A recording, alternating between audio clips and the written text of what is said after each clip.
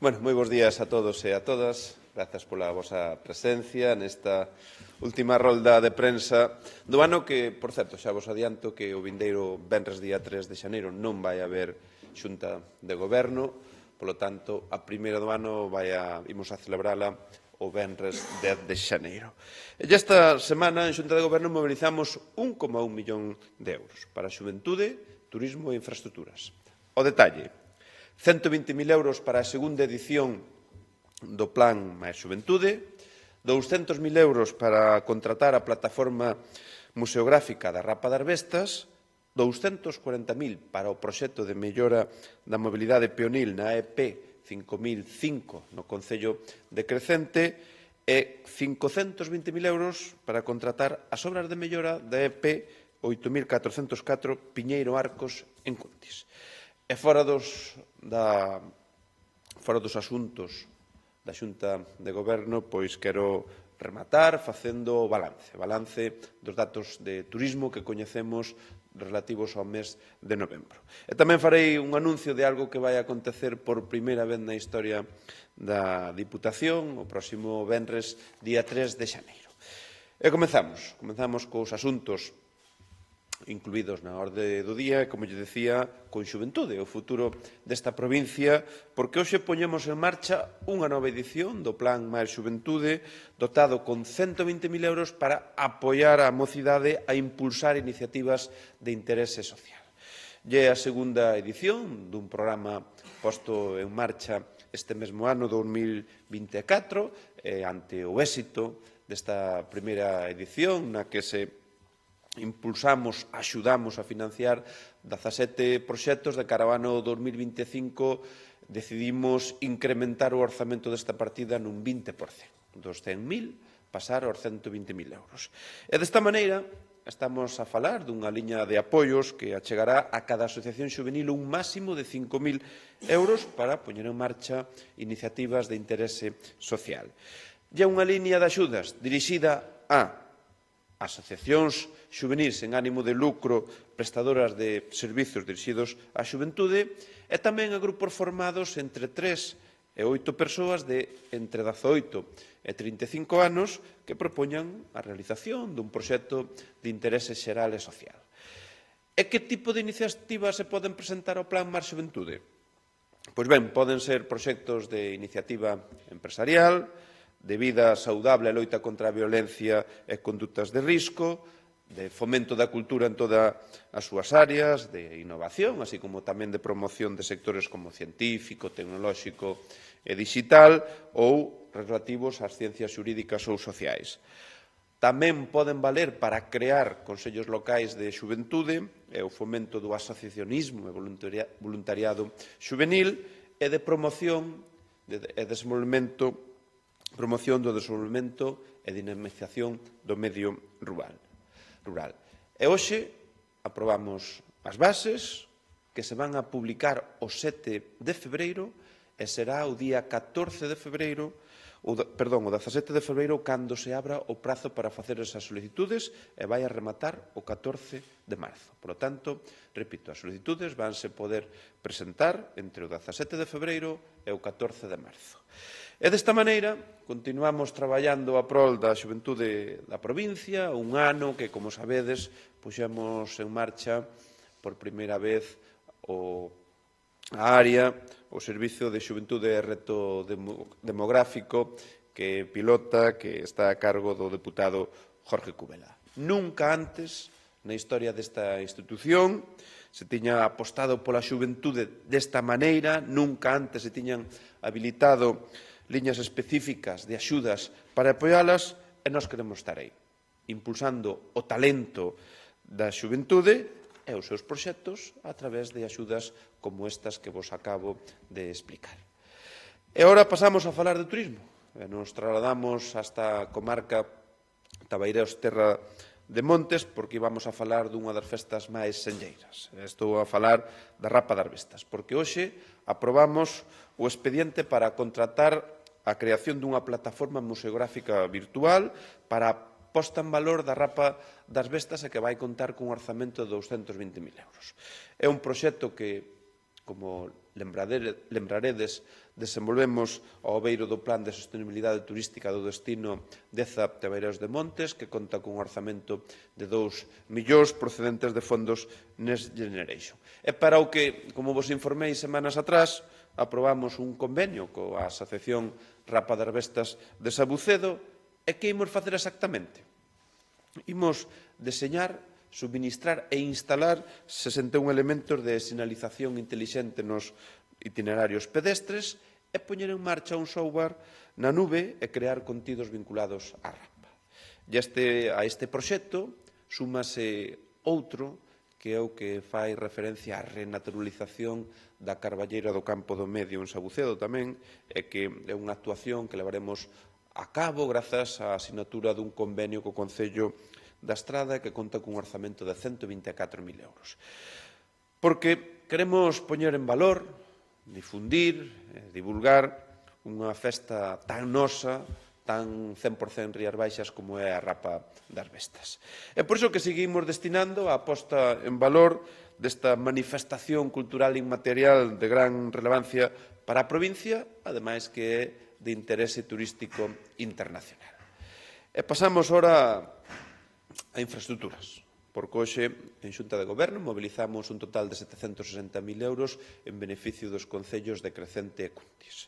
No caso de Crecente, aprobamos o proxecto para as obras de mellora da mobilidade peonil na EP 5005, unha obra que, como outras, se fai a través dun convenio, onde a Diputación aporta o 80%, é dicir, 200.000 euros, e o Concello de Crecente o 20% restante, 40.000 euros. E as obras van a ter lugar na zona que une Ponterribadil e Crecente, que vai a permitir mellorar as condicións de seguridade e mobilidade para os peóns e vehículos.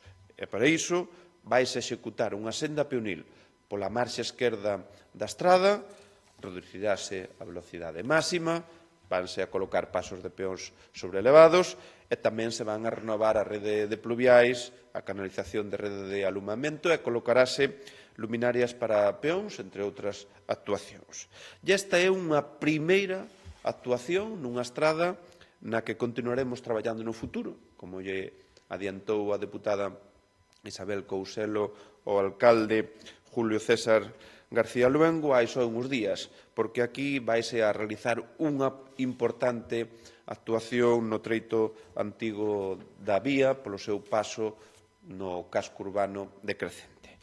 En Cuntis, aprobamos o expediente para contratar as obras de mellora da seguridade viaria na EP 8404 Piñeiro Arcos, un proxecto que ten un orzamento total de 520.000 euros. Vai a ser unha obra financiada ao 100% pola Diputación. Eu mesmo persoalmente fai uns escasos días lle trasladaba o proxecto á veciñanza, e aquí en concreto vanse a desenvolver as actuacións nun tramo de 3,4 kilómetros, instalaremos unha nova capa de rodadura, solucionaremos os actuais problemas de filtracións de auga, renovaremos a sinalética, construiremos novas cunetas e, ademais, habilitaremos zonas peonís donde colocaremos lousas hidráulicas para completar as beiras rúas que hai na actualidade.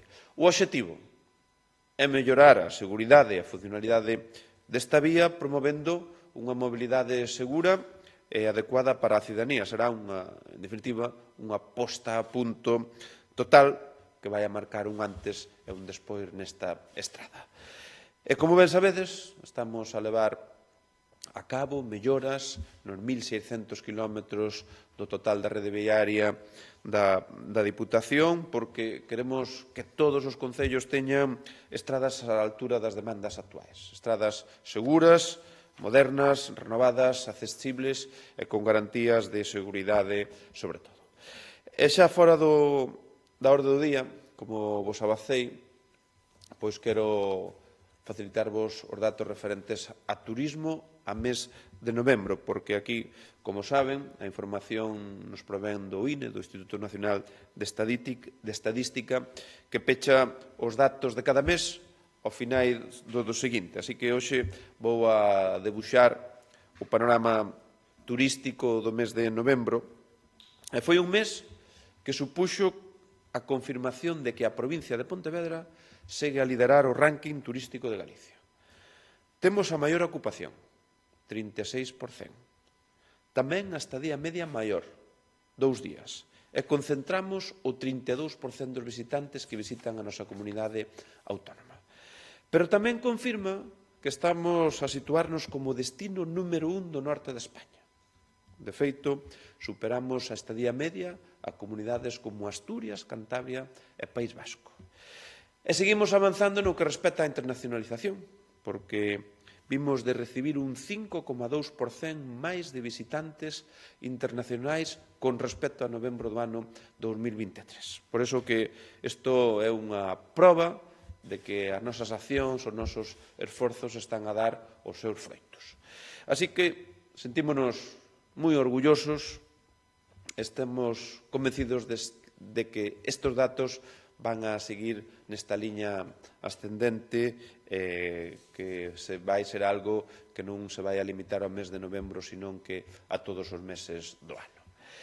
E, de feito, este mes de decembro, que, como digo, ainda non temos datos, coñecerémolos a finais do mes de xaneiro, pois podo dicir, no que se refira á Oficina Central de Turismo da Diputación, que está no Palacete das Mendoza, que temos recibido a preto de 1.000 visitantes, o 90,5% son españois, basicamente de Madrid e Barcelona, e o 9,5% restantes son de países como Portugal, Xapón, Francia e Reino Unido. E como anunciaba, ao principio desta conferencia vai acontecer algo o día 3 de xaneiro que nunca pasará na Diputación de Pontevedra. Imos recibir a visita dos Reis Magos. Será nesta institución onde daremos a posibilidade que os nenos e nenas da provincia podan entregarlle as cartas ás súas majestades. Ás 10 da mañán estarán en Príncipe Felipe, en torno ás 12 da mañán pasarán aquí polo prazo provincial, donde os recibimos. Así que pais, nais, avós, aboas, nenas e nenos, escoitade ben. Se queredes entregarlle a carta aos Reis Magos, tedes unha cita aquí no Pazo Provincial o venres día 3 ás 12 da mañán. Pola miña parte, xa antes de entrar no turno de preguntas, pois quero rematar falando do pleno que teremos a continuación, pleno ordinario.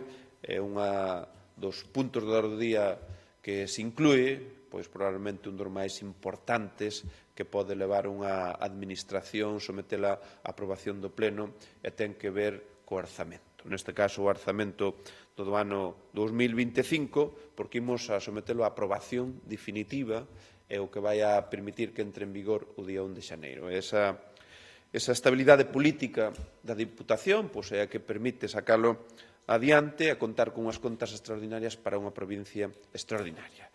Estamos a falar que a provincia vai a dispoñer dun orzamento de 209 millóns de euros, 20 millóns máis que o ano pasado, un 11% máis, e que superamos a barreira dos 200 millóns de euros. Seguimos investindo 1 de cada 3 euros en cooperación cos concellos, isto sin contar plans extraordinarios como Plan Extra dotado de 35 millóns de euros. Seguiremos reservando 7,5 millóns de euros para as cidades, seguimos reforzando o orzamento en deporte e volve a incrementarse nun 15%, un 8% en turismo e un 14% en cultura, ademais de que imos a dispoñer nin máis nin menos que de 24 millóns de euros en infraestructuras. De infraestructuras quero seguir falando, porque o Pleno, tal como se coñecía onte, vai a tomar coñecemento de renuncia da deputada de Infraestructuras Isabel Couselo, que de xeito presentou onte a petición propia a súa renuncia como deputada, ou fixo por escrito para incorporarse próximamente á Xunta de Galicia en calidade de directora territorial da Consellería de Cultura, Lingua e Xuventude. Eu dela só podo ter palabras de consideración de cara á súa enorme capacidade de xestión, de recoñecemento, de cara á súa grandísima capacidade de traballo que ten e os logros que acadou nestes 17 meses nunha área moi complexa como é a de infraestructuras e de agradecemento, tanto desde o punto de vista institucional como presidente da Diputación e tamén desde o punto de vista persoal. Está claro que a Xunta de Galicia incorpora unha persoa tremendamente válida, que vai a seguir estando ao servicio da provincia, pero desde o ámbito da administración autonómica, e desexarlle sorte e acertos que o vai a ter nesta nova andaina. A persona que o vai a sustituir é Ricardo Martínez Chantada, actual alcalde de Portas, que cando xa foi o momento da votación polos partidos xudiciais, ele era o primeiro suplente, era algo que estaba a chegada de Ricardo prevista para mediados do mandato, pero que se adiantou uns meses. Temos a sorte tamén de recibir aquí a Ricardo, que é unha persona con moita experiencia e igualmente capaz para que imos a sumar ao goberno provincial. Pola miña parte, non teño máis que engadir e quedo a expensas das preguntas que teñades a ben formular.